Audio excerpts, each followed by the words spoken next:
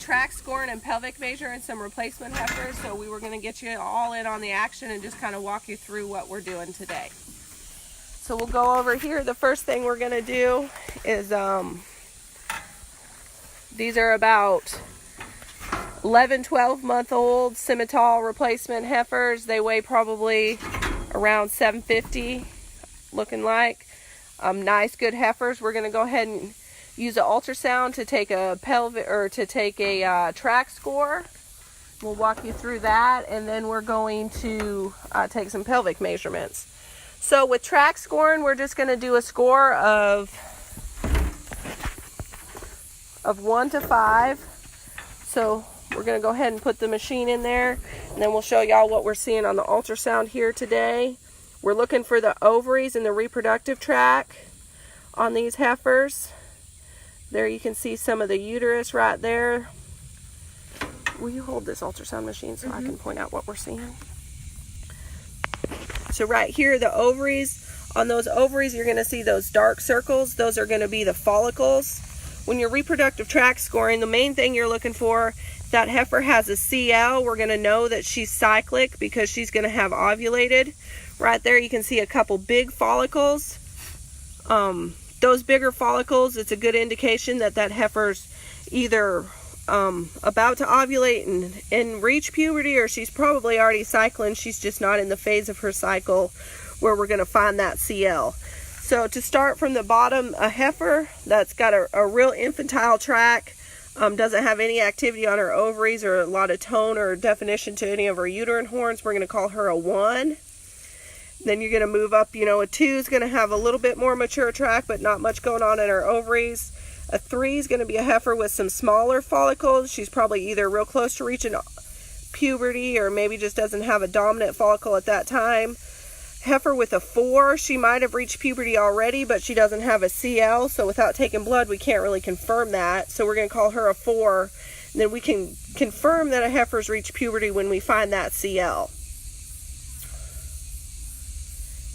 Trying to look for the other ovary. So we've seen one ovary, we're looking for the other one right now. We can see right here across the top of the screen, you're seeing uterus, uterine horn, things like that.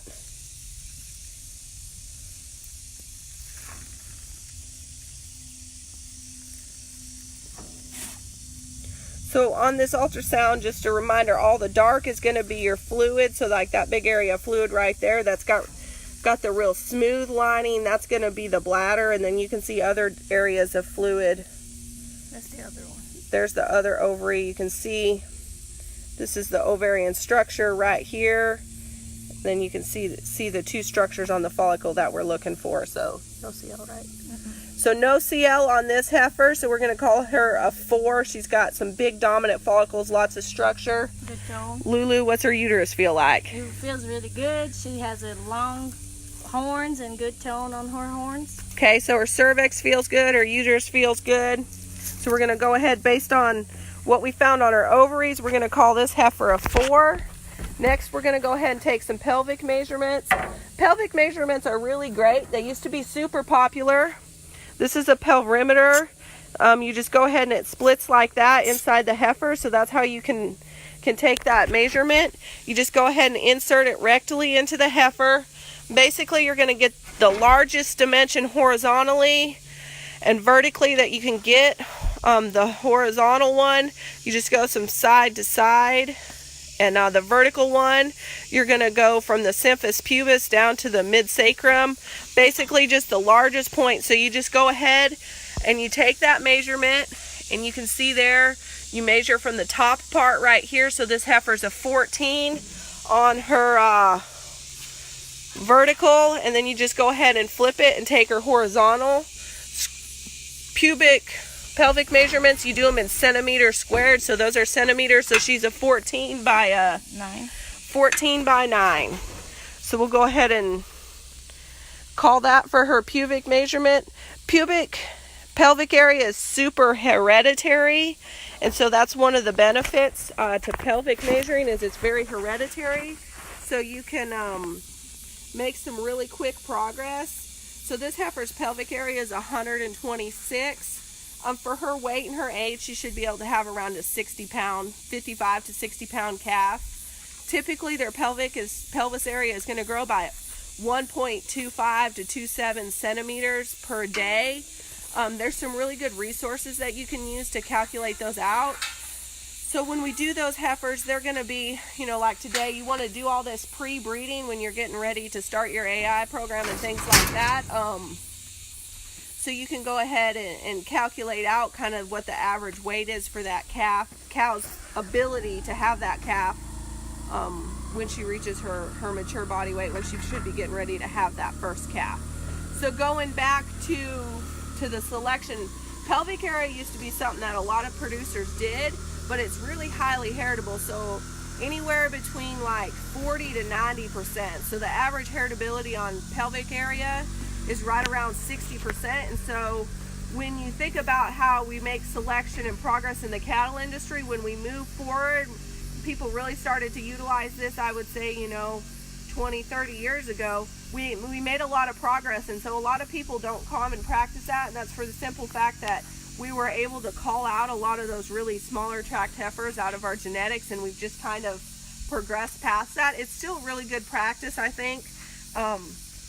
In a lot of cases where we should be past the point of having to cull a lot of heifers out of our program based on pelvic tract or pelvic area, but at the same time it really allows us to know more about our heifers. So reproductive tract scoring and pelvic area measuring is just something that you can do. It's more information you can have to make decisions, especially if you get in the convenience of having more heifers pregnant at the end of your breeding season than maybe you need to retain. You can sell some of those smaller pelvic areas. So let's go back and talk about tract scoring a little bit more. When we really start to think about tract scoring, it has a lot of implications. So one of the things you want to think about is obviously those heifers that are going to tract score higher, they're going to be, your 3s, your 4s, your 5s, you're going to see a lot higher percentage rate of conception, and those heifers are going to get bred early in the breeding season.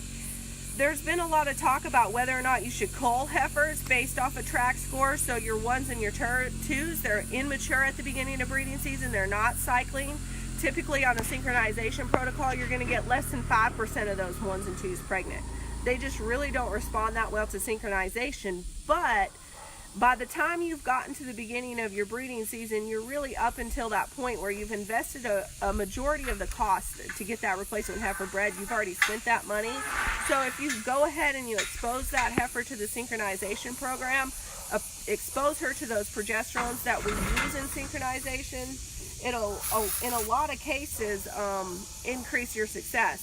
So some of the data shows from Odie back in 1994, those heifers that were exposed to AI that had a tract score of less than 1 or 2, those lower end heifers, you're usually going to get about 5% of those bred to AI, as opposed to your heifers that are 4s and 5s, you're going to get 50 to 60% of those. But on the flip side, at the end of the breeding season, typically there's not that much difference between your 1s and 2s and your 4s and 5s on overall conception rate. So if you tract score those heifers and you know your poor heifers as far as puberty, obviously they're not as ideal for you to keep in your herd, but if you can get them pregnant, you've already invested a tremendous amount up until the breeding season. So go ahead, get those heifers pregnant, have that data, have that information, and then you're able to cull those heifers out of your herd, keep your earlier maturing herd or earlier maturing heifers.